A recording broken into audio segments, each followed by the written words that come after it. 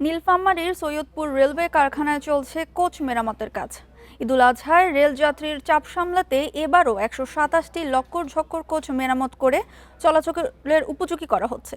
এর মধ্যে প্রস্তুত হওয়া ১০৩টি কোচ চলে গেছে পাকশী ও লালমনিরহাটে। বাকিগুলো যথাসময়ে জুড়ে দেওয়া হবে বিভিন্ন আন্তনগর ট্রেন বহরে। প্রতি বছরই ঈদযাত্রায় কয়েক লাখ মানুষ দেশের এক প্রান্ত থেকে আরেক প্রান্তে যায়। তাই সর্বোচ্চ যাত্রী সেবা নিশ্চিতে প্রয়োজন হয় অতিরিক্ত রেল কোচের।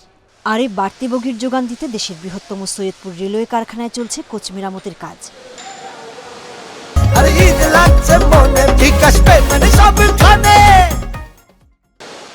শুধু শ্রমিকরাই নন, কারখানার ২৬টি শপের কর্মচারী-কর্মকর্তাও নির্ধারিত ৮ ঘন্টা কাজের পরেও অতিরিক্ত কাজ করছেন। ধরেন ২০ হতে ৩০টা গাড়ি দেওয়া হয়। ঈদের সময় ১০০+ গাড়ি টার্গেট দেওয়া হয়েছে। আমাদেরকে অনেক পরিশ্রম করে আর কি আমাদের ৮ ঘন্টা পূরণ করা লাগতেছে।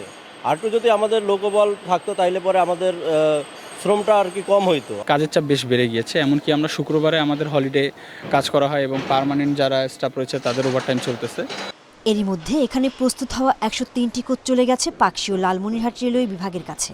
বাকি কোচগুলো যথাসময়ে হস্তান্তরের আশা কর্তৃপক্ষের।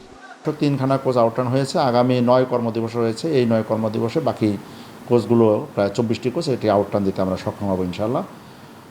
আমাদের স্পেয়ার পার্টসের অনেক ঘাটতি আছে। স্পেয়ার পার্টসের কিছু স্পেয়ার পার্টস বিদেশ নির্ভর স্পেয়ার পার্টস রয়েছে।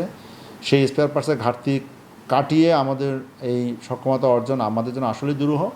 কিন্তু আমরা নিজেরাও ওই মাইন্ডসেটে চলে আসছি যে ঈদে আমাদের বাড়তি কোচ দিতে হবে, ঈদে এক্সট্রা লেবার দিতে হবে। আমরা অতিরিক্ত ওভারটাইম করাচ্ছি। আমরা শুক্রবার যে হলিডে আছে এই বন্ধের দিনগুলো আমাদের কর্মচারীরা নিরলসভাবে কাজ করে যাচ্ছে। সংশ্লিষ্টরা বলছেন, অর্থ বরাদ্দ, জনবল নিয়োগ দেওয়া হলে রেলওয়ে কারখানার উৎপাদন সক্ষমতা বাড়বে। একই সঙ্গে উন্নত হবে রেল যোগাযোগ ব্যবস্থাও। Independent news.